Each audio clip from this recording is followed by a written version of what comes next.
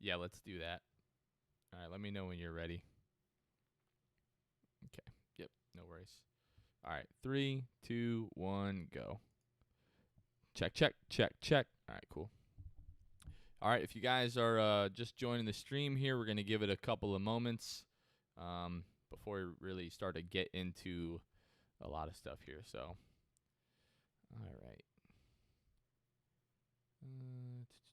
What was I going to do? I want to leave that up probably.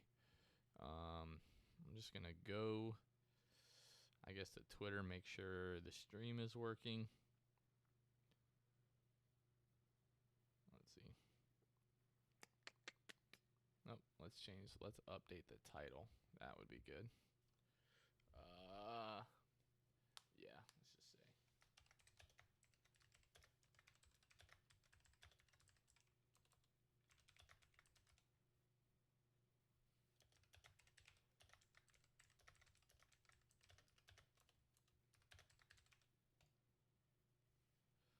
I don't know that it's going to update like that via Twitter. I know it'll update on Twitch. You know what I'm going to do? I'm just going to stop. We're going to stop really quickly, and then we'll go live again. For restarting, let me go ahead and delete that. Okay. Let's see here. Nope, still saying emergency broadcast on Twitch. I mean, on YouTube. That's all right. No worries. Hopefully people will get the vibes. Let's check like Twitch and stuff like that. Come on. Okay, yep, it's good on Twitter. If you guys are seeing it saying, emergency broadcast, try to update the name of that, and it didn't want to update. So, yeah, let's see here. All right, so that stopped. Trying to see if it updated on Facebook. All right, it's live on Twitch. How are y'all doing? We're doing good, guys. I have an assignment due tomorrow, and I'm here right now. This is more important. You're right. It is more important. Thank you for joining us. We appreciate that for sure. So whatever, as people are joining here, we've got about 10 viewers right now. I guess we'll give it another minute, Luke, before we get going here. What's up, Eli? Tyron, what's up? Joe, what up? Omar, how you doing? What was I just looking for? I don't remember. That's all right. No big deal. We're good there. I'm actually going to bring this over here. There we go. All right, Luke, we ready? Can you hear me? Everybody, can everybody hear Luke? Go ahead and say something, Luke. Yeah, the desktop audio is not coming through. Let's see here. That would be why. All right, go ahead, Luke. Say something. Yeah, there you got me? Yep, now I got you. There we go. Now they can hear you. All right. Wet the whistle. Ready, bro? All right, make sure we're recording. All right. So we'll get it popping just like we do every week. What's going on, Orlando Magic fans? You guys are back with the Six Man Show. It is March 29th, 2021. As always, I am joined by my co-host, Luke Sylvia. Luke, what it do? What up? Oh, not much, man. Just I'm trying out these sparkling waters, bubbly. Yeah, I'm trying to cut out my that. soda intake, and that's good. I'm just trying to get out of kind of get out of the soda habit, you know. So it's a cherry bubbly. It's definitely not a cherry Coke, that's for sure. Yeah. But I think it'll do it. They're in the fridge. It's easy access. I can take a can, whatever. 0 calories. I don't know. You said you never tried these? No, I have tried sparkling water. Like a lot of people drink the LaCroix and everything like that. And I can't do the LaCroix. I can't do the sparkling waters. I do try to stay away from soda, but like if somebody brings like a 2-liter, like if we get a pizza or something and we get a 2-liter, then it's just like it's all I want to drink for like the next 2-3 days. So I really try to avoid that. I usually just go with the Aquafina. I'm big on the Aquafina. Try to keep a 24-pack loaded all the time. Room temperature, of course. I'm not a psycho. I don't drink cold water. Real water drinkers know what's up. So I guess Tyron in the Facebook chat is telling you that it's Bublé. I don't think that's true, dude. but I know Michael Bublé has a whole thing with All right, Bubbly. dude. Yeah, I'm listen, a Michael dude, Bublé Fly Me to fan the Moon, myself. all right? But Fly me to the moon. That's a good song. No, it is a great song, and he's an incredible artist, but this is definitely never going to be called Bublé on my watch. That's for sure. Right. So, anyways, guys, so basically tonight we wanted to, we've had some time to calm down. Everybody has relaxed. Everybody can just like exhale. This was a hell of a week. It really was. We were expecting a lot, obviously a lot of motion going into the trade deadline, but our boy Nikola Vucevic, nobody expected our sweet prince to be traded away. Mm-hmm. Luke and I were, really just as a cathartic process. We put those tribute videos together, starting with the AG and the Evan one. We kind of knew that they were getting traded, so we put those together ahead of time. Mm-hmm. And then Vooch is traded, and then Luke is like, I knew we should have done it, Terrence, because it seemed like Terrence was on his way out. Yeah, I was really kicking myself that I didn't just go ahead and tell you to do a piece for the Terrence thing at that point because, I mean, Vooch got traded first, which was the whole thing. I don't know that we've aired this out yet, but the part where, yes, we had videos made already, which is how we got them out so quickly for Evan and AG. We had those prepared. We felt good about, that we had those prepared. Didn't think we really needed anybody else. Vooch gets traded, and it's like, well, now that they don't even think we're prepared now. I mean, they're going to see the ones later and wonder, where's the Vooch one? Right. So we did eventually get to do that. Vooch shared our video, which was incredible. Made it worth the video for sure. It had already gotten a lot of traction, and then Vooch shared it, and it got even more traction on it. Wish we didn't even put out an AG video at this point. But other than that, man, So this is what I'll say about AG really quickly. Like, if we could forgive Dwight Howard, you know what I mean? Which I have, and a lot of people have to a certain extent. Like, eventually people will get over the Aaron Gordon thing. Like, if you watched his post game, like right after the game had ended last night, before he got to the locker room and, took part in some extracurriculars, apparently. Yes. But as soon as the game ended, the interview that he had, he did mention that like Orlando was his home and everything like that. So maybe we kind of took things out of context, but it did feel like some subtle jabs. His agent and the Denver PR guy got a hold of him. That's what happened there, Jonathan. I don't believe it. Well, apparently they did not get a hold of him before he went into the actual post-game interview because that dude, his spirits were high. It was the elevation in Denver. The elevation, like Shaq said, y'all boys were up there so damn high. Like, man, it was crazy y'all were so high. So, I don't know. I'm still happy we did the AG thing. If for no other reason that we showed class.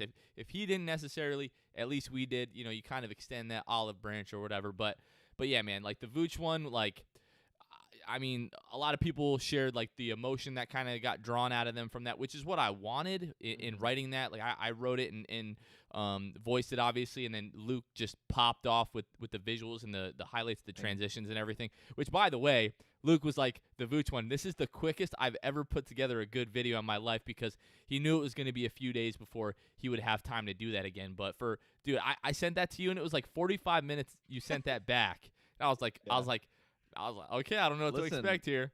So no, my boy was locked and loaded with the audio very quickly, and I was like, well, I guess if we're doing it, we're doing it. I wasn't gonna have time the next couple days. Match the energy. It was then or never. I think it was like 11 p.m. or something like that, and we put it out at like midnight or maybe 1. I don't even know, but right. It was awesome to be able to do those videos, especially the Vucevic one, and to kind of get the thanks from him was awesome. So. Glad we were able to do that, man, and glad that Vooch was able to have a nice showing in his first game in a Bulls uniform. Yeah, you sent it to me, and I was like, all right, let me like emotionally prepare for this because like the AG and the Evan one, like I kind of had an idea of what we wanted to do like musically to try to create like a mood, and I thought you did really good with those, but like the track that you chose for the Vooch video was just like just home run, just knocked that out of the park. I was sitting right here watching the video on this screen, and just like the tears started to well up, the goosebumps hit me. Like I was like, this is absolutely perfect. So I was gonna wait until the morning to post it, but then I was like, I can't hold on to this. The world needs to see it, so I had to post it. the clip that got me the most was. Hold on, let me say it. Let's see if we've got the same one. The one of him and Jokic. No. When he's like smiling at the skill challenge. No, okay, no. all right.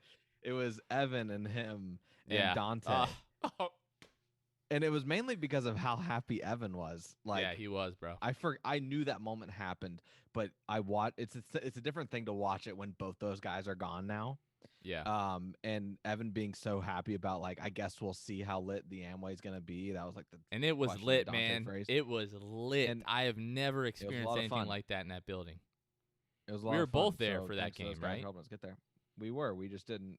We didn't know each other, right? No, we didn't know each other. But yeah, so I mean, all of a sudden I started getting like texts and everything like that. I'm at dinner with some friends and the wife. Oh my God, like Vooch just liked your video, and I was like, what? So I went to his likes and I didn't see anything. Then I went to his profile and saw that not only did he retweet, but he quote tweeted it. Yeah, and that was a lot. That was amazing. And I kind of shared this briefly, in the post game the other night after the Portland game, but just the fact that this podcast has allowed us, like you and me have sat down with Jonathan Isaac now, like Pat Williams, Evan Fournier, like joining the live stream the other night was crazy, and then like Vooch retweeting that was just like the cherry on top of the sundae. Like the fact that you and me sitting down and like coming up with different ideas to do things, the fact that actually reached him and obviously touched him, like that meant the world to me. And that wouldn't have happened without everybody like tagging him in it like we asked him and everything like that. Because like I didn't want the clout. I just wanted him to see it. Like if he would have liked it, that would have been more than enough for me. Just to know that he saw it would have meant a lot. So that was amazing. So again, we're trying not to get wrapped up in the emotion of all this again, but we did want to touch on Vooch's introductory press conference with the Bulls. So I had been watching their social media really like a hawk, just waiting for that, waiting to see Evans, which we haven't really seen anything from Evan in Boston other than the new profile picture, which that stung a little bit. And then obviously the Aaron Gordon stuff started to come out, and everybody was all salty about that, understandingly. But again, I was sitting right here watching that Vooch, like literally watching him break down, Luke. And initially we only saw like that 2-minute clip. Have you watched like the whole 16-minute that whole clip now? Yeah. So to give background, my buddy Nico actually runs the Bulls social media, and so he had texted me before a lot of this like came out, really, and he just said like, Tony Wynn in the chat, what's up, man? We didn't make a Jeff Teague tribute video. We're sorry. But yeah, no. Nico texted me and was like, "Man, this Vooch interview that's about to go out, this piece I'm about to tweet out from the Bulls account, it's pretty crazy. Like, it's really emotional." And he had talked to me about how the Evan one was emotional for him. Then when Evan was talking about before he got traded, what Orlando meant to him and yada yada. But yeah, no. And then he said, this piece from Vooch is definitely a tearjerker as well, even more so than the Evan one. So yeah, then he tweeted it out, and we saw the video, and man, yeah, then I watched the full one you're referring to, where it wasn't just that 2-minute clip or whatever it was. But dude, I mean, Vooch, that's just that I tweeted out and said like he epitomizes a professional, a true professional, one that you always want on your team. He's always going to have he's going to be a good product on the court, but he's also going to be more than a good product outside, off the court as well. And so, I mean, just made you love Vucevic even more to know that was all genuine. Like him replying to our video was genuine, saying that it was a nice video, blah, blah, blah. Like him breaking down like that, man, I know he didn't want to cry because he's not someone that's super emotional on camera. For the most part, podcast interviews, stuff like that. He's just kind of like monotone and whatever. And that's just him. But then in that interview, man, when he broke down like that, I mean, I don't know. I mean, it showed how much Orlando meant to him. And, he meant a lot to us, and he means a lot to us. So part of the franchise and forever will be. And he's a top 5 player all time in Orlando Magic history. So one of my best friends, Cedric Brown, is in the chat. He made a point to say, "Hey, Luke." Didn't say hello to me, but he said hello to you. So there's that. Cedric Brown, ladies and gentlemen. How's it going, Cedric? But no, if you guys haven't seen that entire 16-minute clip, definitely recommend watching that. So it basically starts with like the Chicago beat writers just like asking him like, what was your reaction to the trade? And apparently, Orlando Magic management did let Vooch know that talks were going on. So although it was still shocking when the trade eventually went through, he did have an idea that there was a possibility. So I did feel okay that, at least they let him know something was going on. But so then you get like the typical questions, are you excited to play in Chicago? They asked him about like the picture of him in like the Bulls sweatsuit when he was a kid. Asked him about, playing with Zach LaVine and everything like that. So the interview goes on for about 13 or 14 minutes. And then the very last question, Josh Robbins covers the Magic for The Athletic. He joined the Zoom call. And the only question that he asked Vooch was, if any exists, can you express any elements of sadness leaving Orlando? And instantly, like, Vooch is fine the entire time, cool as a cucumber, normal Vooch. As soon as Josh asked him that question, like, the wave of emotion just crashed into that dude. And he went like 57 seconds without being able to speak, drank like half a bottle of water. So it was just really cool to see that. And when I saw that, he tweeted to us, this is a really, touching and, video and everything like that. And anybody can say that. But when I saw that video, I knew that that was legitimate also. So that really just meant a lot. And then, he had a decent run with the Bulls in their first game. They lost. They were getting absolutely killed. Who were they playing? I don't even remember. The Spurs. They were getting killed by the Spurs. Brought it back to like single digits. And it was like, man, Vooch knows what this is like. Getting killed in the first half. All of a sudden you come back. They ended up losing. But he had like 21 points, 9 rebounds, 4 assists. So good for him. Wish that dude all the success in the world. And this is the last thing that we'll probably not. This is not the last thing we're gonna say about Vooch. So no, the one thing that I was thinking while watching that Bulls game, I know it was just the first game, whatever.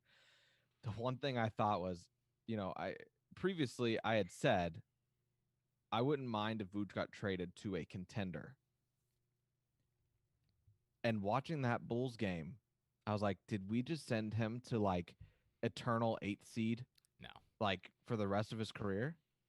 Because good night. I know it was the first night, and I'm trying not to overreact to what I saw with the Bulls head on the court, but Vucevic, what does it say for Vucevic being the first game with the team and leading all scorers on the team and being, I don't know, probably the most efficient? I haven't even looked at his like field goal made per attempt, but like I'm sure he was. So it's just kind of insane that Vooch had his first game with a franchise and he was the leading scorer that night while they got beat by 15 or whatever it was. So hopefully the things turn around. I know it will. I'm being a little bit overdramatic about it, but also I hope Vooch doesn't just like struggle for the rest of his career on like a 6 to 8 seed. I will never forgive Jeff Weltman if he just is trash for the rest of his career, because I will be convinced that it was due to the trauma induced by being traded from the Magic. But talking about the Bulls, Luke, so they're 4 games back of the 4th seed right now, and on paper, if you look at the Eastern Conference, like if you're just like comparing, rosters and everything like that, the Bulls are probably like the 5th or 6th best team in the East right now on paper. I think over the course of the next 20 some odd games, they're going to pick some things up, and they really should be fine. The last thing before we start really talking about Magic basketball, Luke, something that like we kind of started like the conversation recently. Like I know people have brought it up in the past, but seeing Vooch's reaction to that just like drew up this like visceral like emotion and reaction out of me that it's like, stop playing around. It's time to start retiring jerseys. And now there's been some more conversation, on social media the last couple of days about that. The guys with Orlando Magic UK had Josh Robbins on. They mentioned it, kind of asked Josh the same question. Is it time to start retiring jerseys, Luke? So who are the teams that don't right now besides us? There's 2 others, correct? It's the Raptors, who are absolutely going to retire Kyle Lowry's jersey. They would be stupid not to. And then the Clippers. Like the Clippers, they've had, good players come and go, but they really haven't had anybody that's like been that good that has stuck around for a really long time. So outside of the Clippers, the Raptors, we're the only team. I mean, we have 6, which is good because that's literally where the name of the show comes from, the 6th man show, the fans, by fans, for fans. but one of 3 teams that doesn't have, soon to be one of 2 teams that doesn't have a retired jersey for any of the players that we've had. Yeah, I mean the Clippers will get, everybody on this list will get there at some point, right? And Alex Martin's, what was his explanation? Basically, in a nutshell, like, so he said that we're going to reserve that for championship. So wins, that's the belief, because what he said in an article in 2013 was that they have on a sheet of paper somewhere stashed away in a drawer, either in the Amway or elsewhere, a list of criteria that once a player matches each one of those items, they will retire his jersey. Now, when you start looking around, Orlando Magic history, you look at guys like Shaq, Penny, Dwight, T-Mac, now Vooch. Really the only thing missing from a lot of those guys' resumes in Orlando Magic history is a title. So everyone is kind of piecing and speculating together that's what it's going to take, is someone to win a title. Yeah. Yeah, which is insane to me. Because what do we just not have? Like, it means a lot to have jerseys in the rafters. It does. Let me ask you a question. Did Michael Jordan win a championship for the Heat? No, he did not, Jonathan. They retired 23 for Michael Jordan. Right. If the Heat can do that, we can do anything. Right. I agree. I don't think that the Heat necessarily should have MJ's jersey retired, but so I think that's like, I think the reality of how to retire jerseys is in the middle somewhere. Yes, absolutely. Don't do it for dudes on other teams, but how about you do it for a dude on your team? Like, at least the guys that made the finals, I don't know, like the stars that made the finals, that would be great. So I don't know what it's going to take. It might just take Alex Martin's not being there anymore. And whatever else, but I don't know. It really sucked to go this long and then not have a retired jersey, even like 20 years from now. So Philip Rossman-Reich of Locked On Magic, OrlandoMagicDaily.com made a great point in regards to Nick Anderson. So apparently for a while, Philip has been opposed to retiring players' jerseys of guys that don't win championships here. However, now that you have guys who are have played with the Magic so long, like Evan, like Vooch, like Aaron, who started to climb up, some of the rankings in all-time Orlando Magic statistics, guys like Nick Anderson are now being bumped down that list. And eventually, Nick Anderson played, in the, obviously the 80s, the first draft pick ever for the Orlando Magic, and played, throughout the 90s. And eventually, people are just not going to have an idea of who Nick Anderson was. And that's just wrong, because Nick Anderson was a legit baller. Like, Nick Anderson was really freaking good. It took until this year for Vooch to kind of bump Nick Anderson out of the top 5 in a lot of people's minds in Orlando Magic history. Now, I appreciate the fact that the franchise has retired number 6 for the fans. Some people think that's corny. I kind of think it's cool. But at the end of the day, in my opinion, you're doing things like the Orlando Magic Hall of Fame. You retire jerseys. It is good for the individuals, but it's really for the fans, right? So when you bring somebody to the arena and on the concourse, it's tucked away, the Orlando Magic Hall of Fame, but you bring somebody like, hey, come over here and take a look at this. This is David Steele. He's been one of our broadcasters since the beginning of the franchise. We've got, Tracy McGrady here, Penny Hardaway, Shaquille O'Neal. Eventually, Dwight Howard will be there as well. But again, it's kind of tucked away. Like, you want the fans to be able to be in the arena, to look up, to see the jerseys retired. And the other part of it is, like, right now, dude, I don't ever want to see anybody wear 9 again. Like, in my opinion, that should be reserved for Nikola Vucevic for the rest of his career. Now, we've seen guys wear 32. We've seen guys wear 1. We've seen guys wear 12. We've seen guys wear 14. And kind of so much so to the fact that, like, you're kind of like numb to it now. Like, Jason Smith, I believe, was the first guy to wear 14 after Jameer Nelson. And then when DJ decided to wear 14, it was like you could kind of see the parallels between him and Jameer, but it didn't sting quite as bad. Now if we see a guy wear number 12, like, people are like, oh yeah, Dwight Howard used to wear that. But when Tobias Harris chose to wear number 12, people are like, I really don't like that. So in my opinion, it's definitely Shaq, it's Penny, it's Dwight, it's Nick Anderson. Nick Anderson should probably be the first jersey that they retire. It should be Vooch. People ask, well, what about number 1? Penny wore it, T-Mac wore it. Who cares? Retire it for both of them.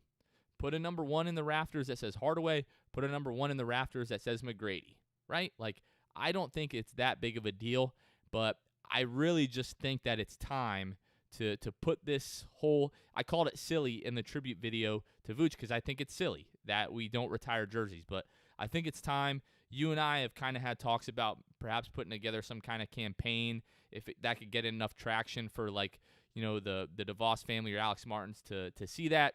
Who knows if they care enough for that to really change their mind, but I don't know, man. It's just frustrating. And again, we're one of 3, soon to be 2 franchises that don't retire jerseys. It's just kind of crazy. Yeah, and I mean, you can chalk it up to the fact that the Magic have only been around since '89, right? Like, one of the newer teams. But and the Raptors, they were like 95, I think. So I think there's valid reason, I guess, excuse up to this point maybe, but there's got to be a conversation had to where you're like, we can, like I said, we can chalk it up to being a newer franchise now, but 5 years, 10 years down the road, you don't want to be one of the 3 teams, and maybe at that point 2, us and the Clippers, to not be hanging jerseys. So hopefully it happens sooner rather than later. I'm not holding my breath about it though. Magic franchise pretty stingy, so we'll see if Stuck they in get their around ways to it. But I'm not. Yeah, I'm not really getting my hopes up about it happening soon, but hopefully.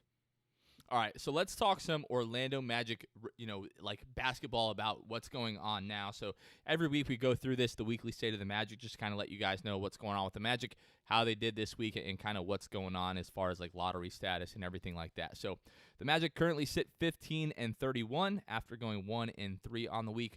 A blowout loss to the Denver Nuggets, 110-99. A win over the Phoenix Suns on an Evan Fournier go-ahead layup with 6 seconds left. The Magic win 112-111.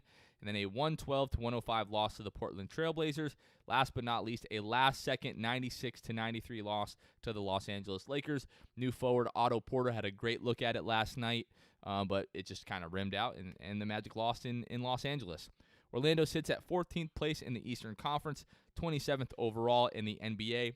If the NBA draft lottery was tonight, Luke, the Magic would have a 48.1% chance of securing a top 4 pick and a 12.5 chance of the number 1 overall pick altogether. So today, per Shams Charania, the NBA draft lottery has been announced to take place June 22nd.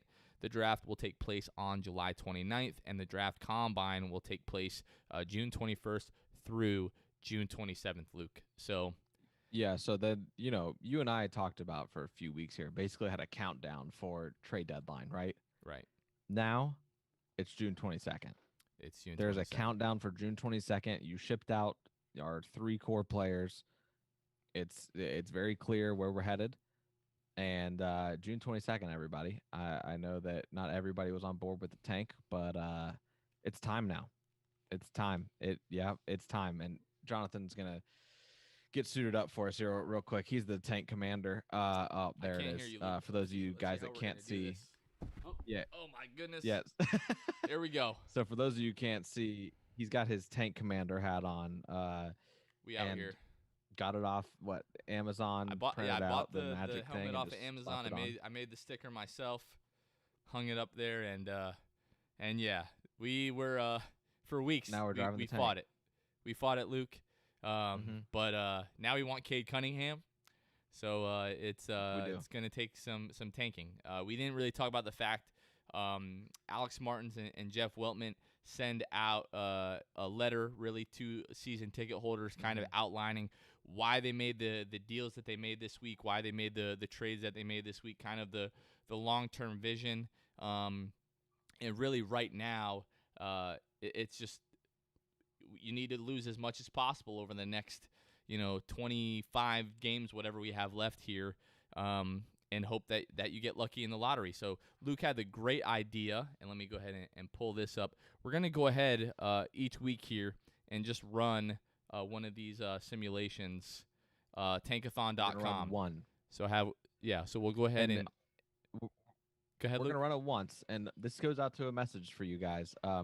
When you run Tankathon, do not run it more than once unless you're not going to post it. Because if you post it, it doesn't count if you ran it more than once.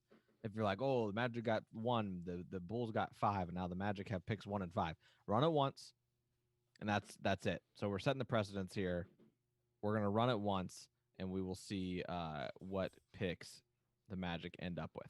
All right, so right now the Magic, again, 15-31, 48.1% chance of the top 4 pick, 12.5% chance of the number 1 pick overall. And then as you see, now Chicago, we've talked about this, will probably go up in the standings, between now and the rest of the season. But if it was today, again, so Orlando now owns Chicago's pick, but if this pick ends up in the top 4, it's top 4 protected, it goes back to Chicago. So we are going to go ahead, hit the sim lottery here now, and see what happens. Okay, we ended up with the top 3, with the 3rd pick in the draft, Sacramento number 1, Cleveland number 4, and then that Chicago pick fell all the way to 10. So 3 and 10 in this draft. Luke, you can really do a lot worse. I'm going to take this silly this helmet off now if I can without killing myself. Yeah. So like Jonathan said, you said it was third pick, and you said 10? 3 and 10 in this first simulation so here. I'm not mad at. Yeah, I'm not mad at that. If the Magic get 3rd pick, you get a shot at Jalen Green and a slew of other guys, really. And then if you get a 10th, I mean, why not? Just get that 10th. I don't know. Maybe you package the 10th pick with something else and you move up a little bit in draft night. Who knows? We'll see. But I'm not mad at that 3 and 10. I've seen some very atrocious, just like nightmare scenarios, Jonathan, where the Bulls get like the 2nd or 3rd pick and the Magic get like 10 or 9 or 8. But you made this point via text recently. You said, I'd rather the Bulls just not be in the lottery. Yep. I don't want that stress. Do you still stand by that? Do you still think that that's what you want? So perfect world, obviously, the Magic would have the 1st pick, the Bulls would have the 5th pick, and that would convey to us. That's like perfect world. However, like I worry about this team night and day. Like I think about this team constantly. I talk about this team constantly. I really don't need that level of stress in my life for the next 3 months. Of not only are we going to have to watch, the scoreboards for all the Bulls games and have to watch the standings, we're going to be worried about our own team, right? And going into that night like that, so the season is going to end, basically like the beginning of May, and that at that point, like the regular season standings are all going to be locked. So we're going to know what everyone's chances are and everything like that. I don't want to have to go potentially a month and a half of being worried every single day that the pick is not going to convey. If we end up losing Vooch in this trade, obviously, as we already have, I don't even want to put this out into the universe. If the Bulls end up with Vooch, Levine, and Cade Cunningham next year, I just don't know how we recover from that. I don't know how you recover as a franchise, as a fan. That is just going to be some all-time terrible luck. Now, it's incredibly unlikely that is going to happen, Luke, but I just don't want it to even be a chance. Like, if you're going to tell me, look, you guys are going to be locked in at like the 11th or 12th pick, I'm like, all right, fine. Like, the lottery goes to 14, but, if we end up with like the 11th or 12th pick, I think I'll be okay. By all accounts, this is a loaded draft. It's like the top 4 or top 5, depending who you're asking, and then it drops off, but the drop-off, those guys are still very good. Okay, so still have a chance to get a really good quality player at like 11 or 12. Ideally, it's 1 and 5. But man, you are playing with fire at that point, and you are asking to get burnt. So yeah, couldn't agree more. That 100. That's how I feel. Are gonna just run around my brain for the next couple months here. Yeah, absolutely. So Luke, let's talk about the Lakers game last night. So first of all, I talked about this on Twitter, but these late games just make me want snacks, like make me want to eat like trash. Last night I ended up getting Checkers. So it's a real problem. I really don't get that much sleep on these West Coast road trips. you're stupid dead tired by the time the game even starts.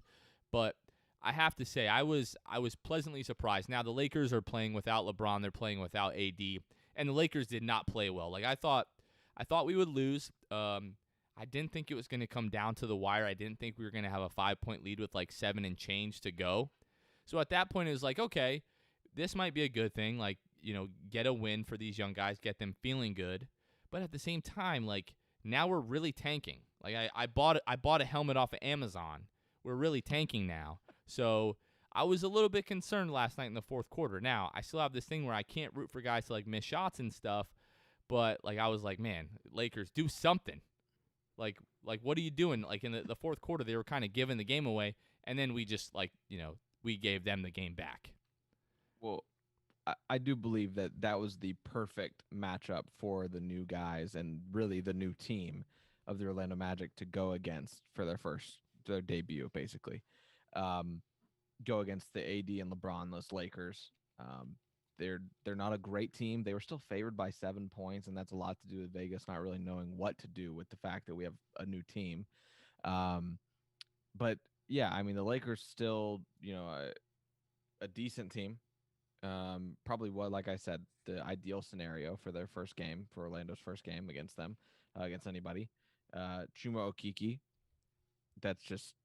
he's a man. That's it. That's all. Dwayne Bacon.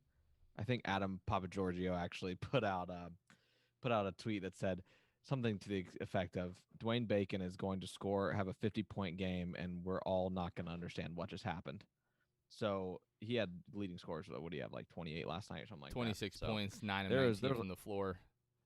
It was Bacon time last night. Yeah. And until like Cole gets back and Terrence gets back, I feel like we're going to see that happen pretty frequently. Maybe not the 26 points, but the 19 shot attempts. Wait, so was the Cole comment about, I don't remember, was it Cliff that said it? They expect Cole to be back after the West Coast trip. Did he say that? Right. Yep. That they don't have anything was that prior definite to.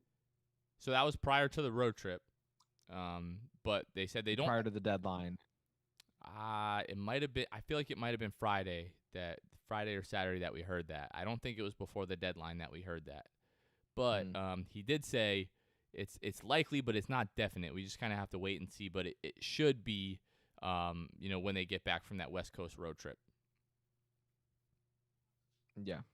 I was just curious because if it was before, then I'd be like, at this point, you ship the whole team off. Are we just holding Cole out at this point a little bit further, even past the road trip? I don't know. We'll see. I'm going to be suspicious of anything now. I mean, I already was, but even more so now, I'm going to be watching to see, when Cole comes back and how they kind of manage this whole situation now that they are very publicly tanking. You don't have to be suspicious when you know for a fact. That's just called knowing. That's not being suspicious. That's just, it is what it is at this point, as they say. But you mentioned Chuma Okeke. So set a career high 2 games ago, 17 points.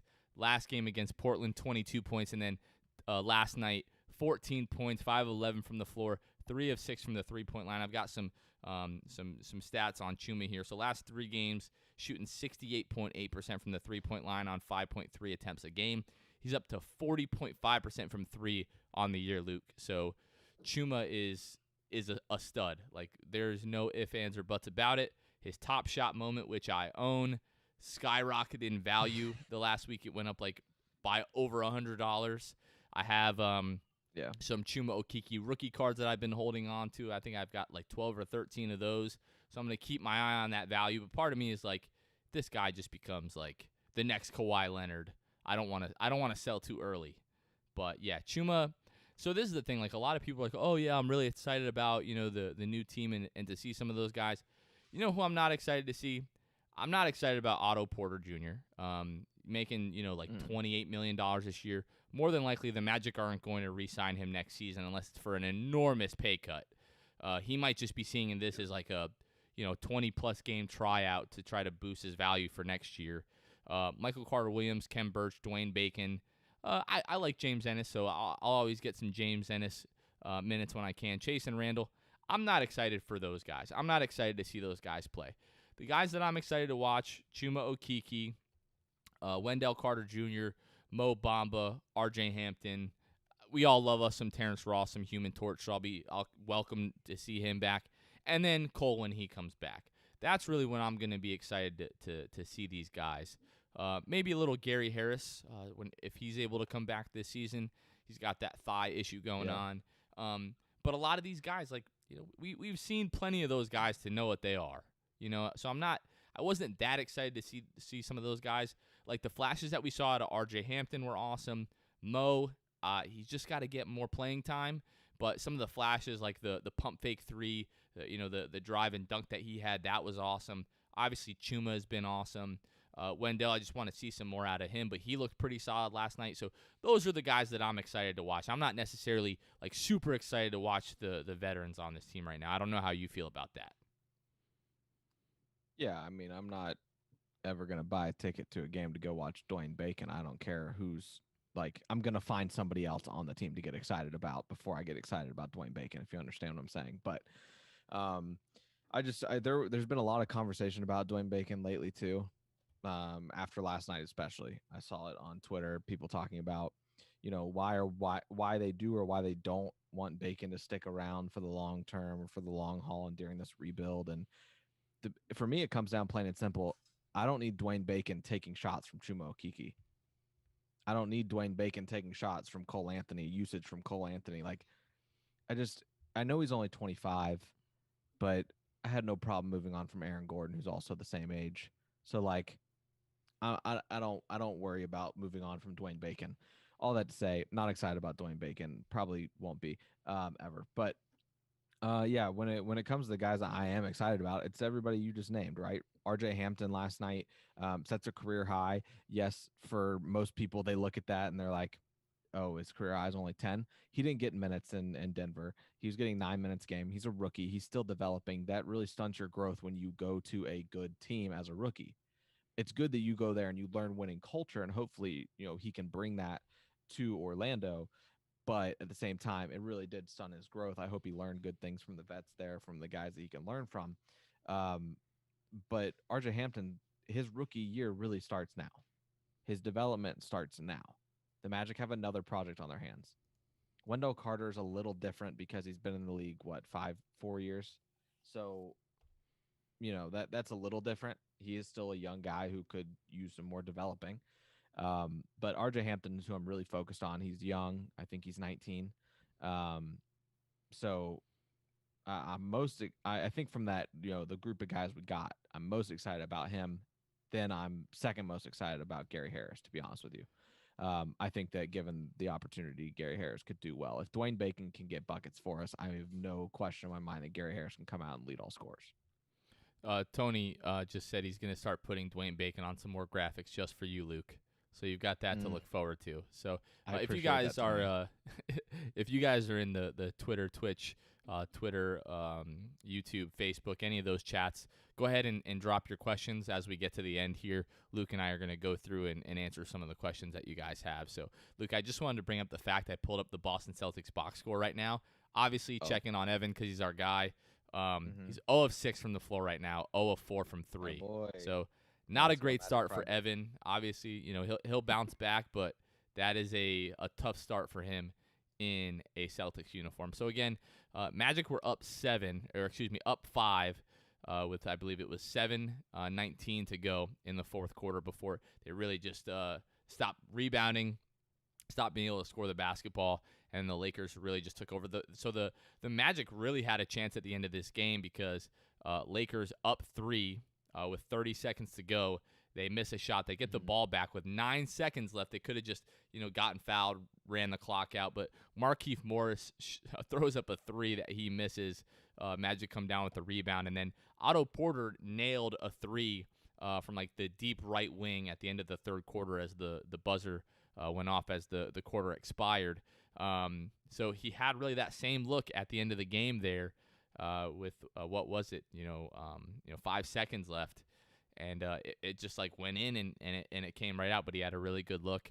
I definitely think he's a good player. When I say that I'm not excited to watch him, he's not bad, but I just don't think he's going to be part of, the Magic's long-term plans.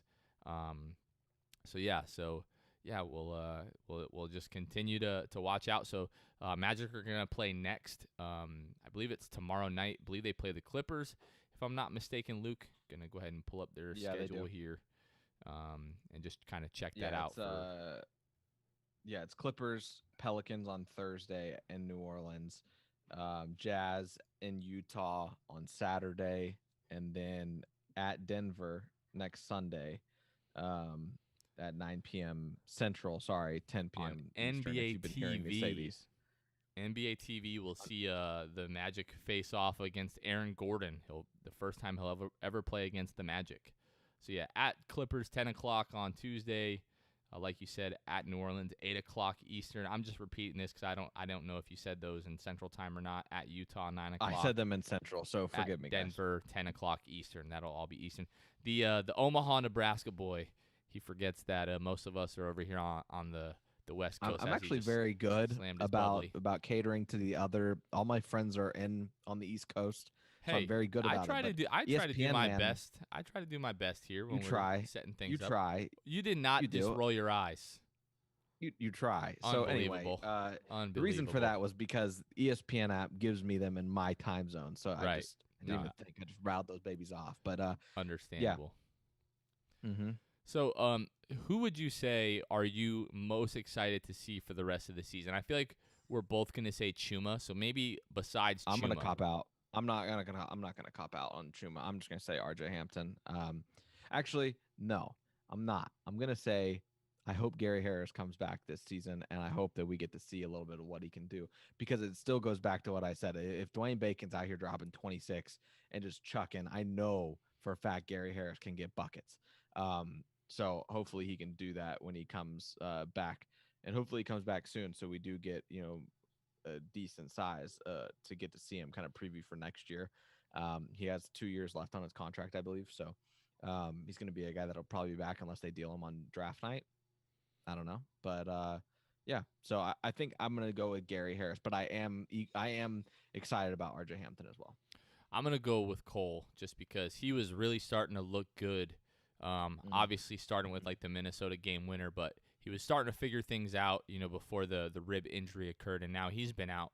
It's like coming up to like 2 months now, I think. So I'll be excited to see Cole for the rest of the year here. So Luke, before we start to get into some of these questions, was there anything else that you wanted to touch on? No, man, it's just good to have. We've said this before because it was the case, but even more so now, it is really a breath of fresh air to be able to look at this roster and actually have trouble deciding who we're most excited about. So I will say that that I'm excited for this roster and the young guys there, and I that's really the last thing that I had to say. It's awesome seeing all these young guys that we get to be happy to see how they go, and what could go wrong. One of them's got to turn out. So be careful what you wish for, because I mean, we thought that eventually, like the last rebuild, eventually we were going to get our guy, and unfortunately it just never happened. But what I wanted to say, or what I wanted to ask, is now, again, that all the dust has settled, we've kind of had time to remove a lot of the emotion from it. I'm always going to be sad that, Vooch didn't end up spending the rest of his career here. But now that you've, heard Jeff Weltman speak, we've got that letter from Alex Martins and Jeff Weltman, and you've had more time to evaluate, do you think this was the right move, the right time to do this, specifically the Vooch move? Because Evan, Aaron, we all knew that was, going to happen this season. We've been talking about that for 5 or 6 months now. But specifically the Vooch move, do you understand it? Do you think it was the right time? Did it have to happen now? I don't think it had to happen now, but I do think it gets the train going sooner than it would have with him. I just think that it was. The more I thought about it, yes, it sucks to lose a player of that caliber, a player of that loyalty, who loves the city like Vooch did. But I think it's worth it. You got a guy in Wendell Carter Jr. who, isn't a superstar by any means, but he has potential, right? I mean, if you believe in Mo Bamba, then you can believe in Wendell Carter Jr. because Wendell Carter Jr., some might not like to hear this, Wendell Carter Jr. is a better basketball player than Mo Bamba. That's just kind of how I see it. Um, feel free to disagree, but I don't know that it's very close, honestly. So I think that it was the right move. You got 2 future firsts. I know they're top 5 protected, but the team's going to stink anyway, especially this year. And next year, who knows what next year holds, really? But it all depends on a lot of development. But it'll be nice to have another pick, and actually that's in 2023, isn't it? So, but regardless, like it's nice to get those picks. The front office is smarter than me, and like they said, they didn't, they had kind of been doing their research as they should, and that was just an offer they couldn't refuse. And at first, on paper, it's like, really, you couldn't refuse that for a franchise player, but man, guys like Wendell Carter Jr. and those draft picks fit so much better with the guys that are 19, 20, 21, 22, 23 years old on the Magic right now. They kept some veterans around, and I hope that they continue to kind of keep veterans in the locker room. Otherwise, that ship could sink quickly. But I get it. I'm fully on board with them, and I know everybody last year was like, "Oh, run it back." You guys were so mad about running it back this past off season. What do you guys think now? I mean, they're not running it back anymore, and those same people are kind of freaking out. So it's just you can't have the best of both worlds there. You just kind of have to commit. I'm glad the front office made it obvious as to what direction they're going. You're getting rid of Evan and AG anyway. I mean, I get it. So I'm on board with the Vooch trade as much as it sucks. So for me, the only thing is like Vooch is just like a perfect example. You talked about him being like the consummate professional. Like him being traded here, nobody knew what he was going to be, and just each year putting in the work, slowly and surely getting better. 7th year makes the All-Star team. 8th year has a killer playoff series. 9th year makes the All-Star team again. Like if you're not a Cade Cunningham or a Zion or a Luka coming out, like that's the type of player you want all your guys to be. Like a guy that's just going to grow, get better each year, eventually become an all-star, right? Apart from that, just like the veteran presence, I don't think there's not anybody that was on that roster Wednesday that would be better suited to bring the young guys along, and especially just almost like the offensive crutch that Vooch could have been next year, and kind of bring some of these guys along slowly, where now as it's really going to be like throwing these guys to the wolves, like an RJ Hampton, like Cole Anthony, whoever we end up, drafting in June. It's really going to be like, hey, go out there and let's see what you got, which some people agree. You talked earlier about, Bacon taking shots away from Chuma Okeke or RJ Hampton or Cole Anthony, and there is some of that, but I think Vooch would have been like the perfect guy to move, bring these guys along. I also think, Wendell Carter and Otto Porter Jr. and 2 first-round picks, I still think you could have got a similar deal to that in the offseason for Vooch, maybe finish out the year, or I would have been fine not moving Vooch altogether. What I will say is I get it. This is ripping off the Band-Aid. This is let's just do it now. One clean fell swoop. Do what we need to do. Everybody can get the emotions out of the way, and we can move on with this rebuild. So Jeff Weltman mentioned the fact that when we took over the team in 2017, the team had gone through such a drought, and they convinced themselves that we're a couple of tweaks away from making this a playoff team. They fire Frank Vogel. They bring Steve Clifford in, and he did exactly that, turn the team into a playoff team. So I appreciate that. I really do. The fact that we're like, you know what? These fans have been through a lot. They deserve some success, and let's really evaluate everything that we have before we just go full-on rebuild. Now, and rightfully so, they want to make their own impression on the team. They want to make the moves that they want to move. They want to make. Jonathan Isaac, obviously, they traded for Markelle Fultz. They drafted Chuma Okeke. They drafted Mo Bamba. They drafted Cole Anthony. So this is really their team now, and you can't blame them for wanting to do that. So no, you really can't. And you just listed 6 players they've made, that they've acquired in some way, right? I think 5 or 6 in that sentence. Realistically, you could miss on one of them, and it might be Mo Bamba. If you Might go, be. if you go, if you go 5 for 6, why should I not trust you? The other thing is with Vooch getting rid of him now instead of the offseason, they like that wouldn't really make too much sense just because like Vooch, you get rid of him now, this team sucks for the rest of the year. You get a way better odds, and you don't risk getting ahead and winning games that you wouldn't without Vooch.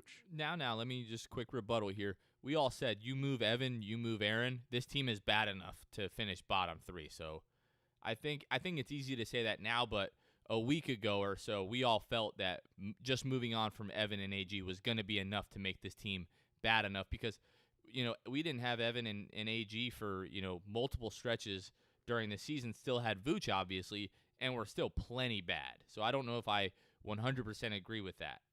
Yeah, I mean that's fine, but at the same time, man, like if you're going young, just do it now. No, I right. don't. Yeah, so I don't want to.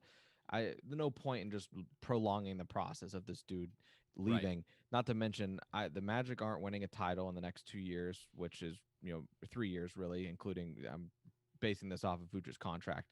You're going to end up having to pay guys like Ji and Markel and all those guys eventually. You could have held on to Vooch, but at the same time, like I've said, I'm on board with what they did and how they did it and when they did it. I just think I think it does make sense, and I'm excited for this future, man. We got a lot of young guys that could really turn some heads.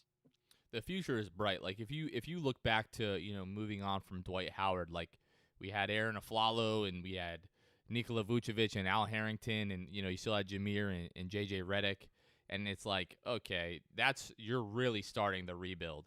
Now we're starting the rebuild. You're telling me we already have Jonathan Isaac, who healthy. We all are convinced, and we can all agree that probably wouldn't have been a Defensive Player of the Year candidate last season. Markel Fultz, again, a guy who, if is healthy, we think can be one of the better point guards in the league. Chuma Okeke, which we can all agree is a freaking stud. Cole Anthony, who was getting better and looked pretty good at times this season. And then a couple of question marks in guys like R.J. Hampton, Wendell Carter Jr., and Mo Bamba. But that's a pretty good start to a rebuild. So the future is definitely bright. Please do not confuse my sadness or unwillingness to part from Vooch. Don't confuse that with me thinking it's all doom and gloom, because it's really not. The future for this team is very, very bright. But Luke, let's get to some fan questions here. So first off, we've got Wook77 on Twitch. This goes back to when we were talking about retiring jerseys. So we talked about the Raptors. He wants to know, do you think Kawhi is deserving of his jersey being retired by the Raptors? Obviously played 1 year, won a title, and Finals MVP, all that. Absolutely. Yeah, really? That's a team that was struggling to win a championship, and this guy literally what the Magic, put it this way, what the Magic have been trying to do since '89. Kawhi stepped into Toronto and was just like, "Oh, here you guys go. Like, here's our championship." Granted, there was a lot of flukiness in terms of injuries and whatnot. End of the day, Kawhi was able to lift up the Larry O'Brien trophy. He won it for Toronto, and then he dipped. Who cares? He won you a championship. I think you retire Kawhi's jersey. I think it's kind of a no-brainer. He won. He checked all the boxes in 1 year. He is one of the best Raptors of all time. All right, let me ask you this. Do you retire DeMar DeRozan's jersey? Wow. You have to think about it. In my opinion, absolutely. Kawhi Leonard? Yes. If you're gonna, I don't think he was a better Raptor than Kawhi Leonard.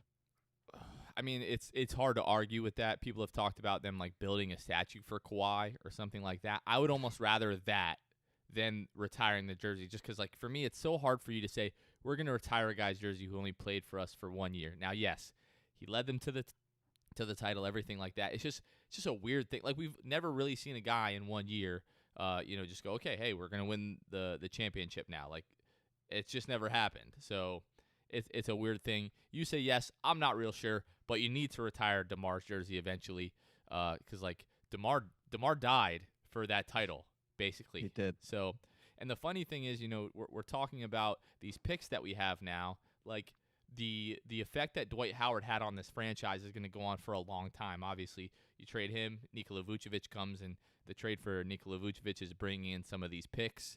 So it's kind of weird how all of that works out. But great question, Wook. Mike Raheem on Twitter is asking, do you guys see Cliff staying around for the reboot or the rebuild? This is a very this answer could go a long time, but I'm not gonna do it. It's interesting, right?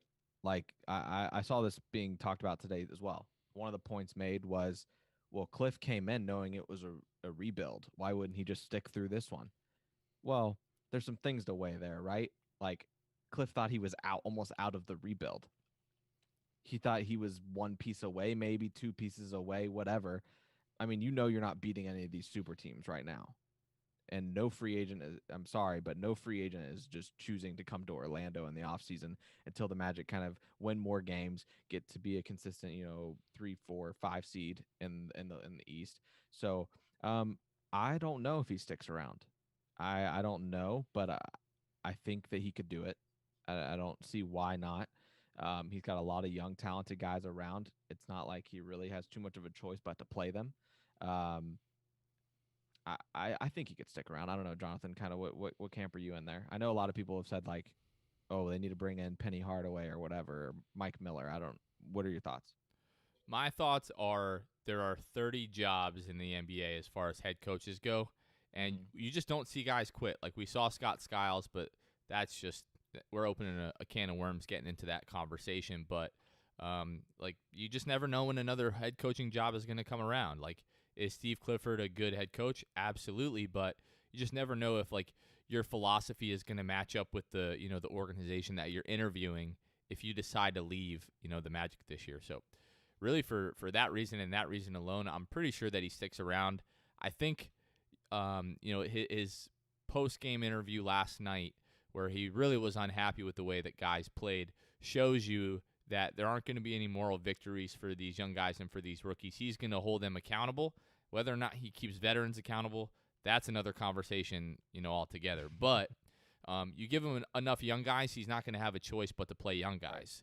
So some of us have had that concern. And we're the youngest team in the league. So we're the youngest team in the league now. So he's not going to have any choice next year to play guys like Cole and Chuma and J.I. is still young, Markel's young, RJ Hampton, the draft pick that's coming in. So I do think Cliff stays on it at least for a few more years for sure.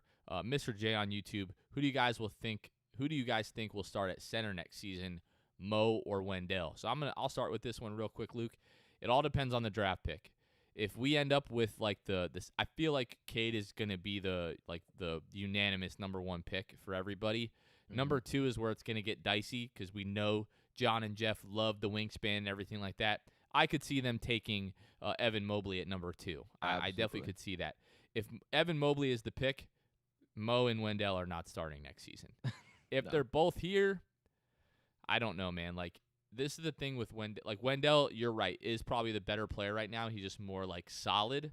Yeah. But Mo does things that like almost nobody else on the planet can do. When he has these dynamic plays, like the pump fake drive and dunk last night, some of these blocks that he's able to reach, things like that, other guys just can't do. Wendell included. We talk about Kem all the time, but right now I'd probably lean towards Wendell just because Mo hasn't really shown us much signs that he's going to be able to turn things on, and right now Wendell is the better player. What about you? Yeah, I mean, I'm right there with you, man. Initially I was going to say Evan Mobley, who, by the way, I wasn't super high on until March Madness. Not like Aaron Gordon high. Let me tell you what, boy. No, nobody is Aaron Gordon high, but I was definitely not Aaron Gordon high on Evan Mobley prior to March Madness. But that man, I mean, he's just incredible. I mean, he's a really great player, a great talent. It's hard though to picture myself wanting anybody besides like a Jalen Green or a Cade Cunningham. I just want a guard. I don't really, I don't. You don't see teams with their best player being a big man, going, winning a championship, normally. So and that's what this is for, right? You draft to draft, a future cornerstone of your franchise. Who knows? Ji maybe takes off Chuma, whoever, Markel, and they become that, and Evan Mobley just kind of is in the wings and is a cornerstone of the team. But all that being said, Evan Mobley, if he gets drafted, reiterating what Jonathan said and agreeing with what he said, Evan Mobley gets drafted, he's starting next year, and otherwise, I think it is Wendell. All right, we'll take a couple more here. This one's kind of funny. Cole Anthony, soft? That's the question. I don't think so. Rib injuries are pretty tricky. There's not much you can do for them. I mean, they say a broken bone takes 6 weeks to heal. It's definitely been longer than that with Cole now, so it's kind of weird what's going on there. But it's also tank season. Cole is definitely not soft. Yep. And then last question that we have here, again, this is from Luke77 on Twitch again. What do y'all think is a realistic goal for a title in terms of years? I have to really sit down and look at contract layouts of players and those super teams that are happening in Brooklyn and Los Angeles. And I mean, let's be honest, LeBron's around for, I don't know, five more years. He's going to always attract a star to come play with him. He'll continue to evolve. James Harden is becoming the best version of himself right now. It's just hard, right? Like, winning a title is not easy, as we've seen. I'd say a realistic goal, 20. I'm riding with Alex Martin's 2030. Eli in the chat on YouTube said 2030 ? Yeah, it's it jokingly and like definitely a meme at this point for the Magic franchise. But yeah, 2030 would probably be realistic, to be honest with you. But maybe a little sooner, with guys like Ji and stuff like that. Yeah, I just don't think I don't think teams like the Nets and the Lakers, even with LeBron, the Lakers are always big market teams are always going to draw big stars, but I don't think their window is another 9 years. I think we're looking at maybe another 3 to 4 years of like that generation, like the LeBron, KD, Kyrie, James Harden, like that generation of guys being like completely dominant, maybe another 3 or 4 years. And I think given the jump start that we have to this rebuild, where normally like you're starting from scratch and you're just trying to figure things out, we already have two guys that we think can be elite level talents if everything goes right in Ji and Markel. Again, you've got some other solid cornerstones like Cole, like Chuma. I'm not really ready to say that RJ, Mo, and Wendell are quite in the same ballpark as Cole and Chuma as prospects. Just haven't seen enough out of them yet for me to be comfortable saying that. If this pick is the home run that it needs to be and that it should be and that I hope it should be, I think contention in 4 to 5 years is realistic. Just and when I said 2030, man, I'm like, a lot of that was just in terms of just how things roll, like how they like roll out, right? Like just the luck. I mean, let's say the Magic have 3 dudes that get really good. You're not paying all of them. You can't pay all of them. The people got to start taking deals. I know Brooklyn's doing it right now. Yeah, I was about to say, like guys do it all the time. But the chance that the luck rolls your way and you just kind of get to that situation where you can contend for a title, I don't know. And also it's hard being a Magic fan and knowing that since '89 the Magic have not won a championship. Yet they had guys roll through like T-Mac and Shaq and Dwight, and granted those are all different scenarios, man, but when you sit down and really think about it, I did it the other day where I just sat down and I was like, man, what does it take for the Magic to win a title? And I got really just like down about it because I was like, there's so much has to go right. You have to have the right pieces. You have to stay healthy. Like there's a lot that goes into winning a title. And I think the older I'm getting, the more I appreciate teams that can win a title, regardless of the talent on their team, because they had a lot of things go right for them that we really haven't had yet. So the last thing that I'll say on this is, so yeah, you're hoping that, a couple of guys get really good and eventually you have to pay them, but we also can't rule out, with some of those future picks, we have a ton of young guys, is eventually like the next superstar becoming available and you put some of those assets together, and you make that a package to try to get. I'm not saying it's a Bradley Beal, but he's been talked so much about with Magic fans wanting Bradley Beal. But when a scenario like that happens, when a guy becomes disgruntled and wants out, if the Magic have enough young pieces that they can go, okay, we've got Markelle, we've got J.I., we've got Cade, we might have this guy, but now we're going to piece, let's say, like Cole, RJ, and somebody else together, and our 2024 pick and the 2025 pick from Denver, and just kind of go all in. That's the type of package that you put together to get one of those guys. So we also can't rule out from that happening as well. So looks like that's really all the questions that we have in the chat, Luke. We're kind of winding down here. Anything else you want to say before we go ahead and sign off? No, man. I'm a little hungry, so I'm gonna go eat some dinner after this. But other than that, I'm excited, like I've said before, and will continue to say, excited for the future of this team. I hope one or two of them can really blossom into being the cornerstone of the team and being a superstar. And I circling back to that question, I hope the title run is far sooner than I think. Yeah, that's really what I'm hoping, is that what we kind of all went through this past week. I just hope it ends up being worth it. Like if a title comes from this, it was absolutely worth it. But if it blows up in our face, I'm gonna look back and be like, you know what, we could have hung on to that guy and then hung up that jersey in the rafters. So, but we'll see what's gonna happen. Again, the future is very bright for the Orlando Magic. It's a good time. It's a very exciting day to be an Orlando Magic fan, as Jeff Weltman famously says. Anytime the team makes a big decision, again, he echoed that sentiment this week. But Luke, the countdown to June 22nd begins. So we'll watch these guys over the next 20 some odd games that we have left. Just want to see good things out of them, have some fun, see some flashes, some development, and we'll be waiting for that draft, right? Absolutely. All right, guys. Well, thank you guys again. Twitter, Twitch, YouTube, Facebook, all these different sites. Thank you guys for watching and asking questions. It was a lot of fun. We'll try to do this more often in the future, especially when it comes to things like the draft lottery and the draft as we get closer to that. But for Luke, this is Jonathan. You guys have been listening to the Six Man Show, and we will catch you guys next time. See ya.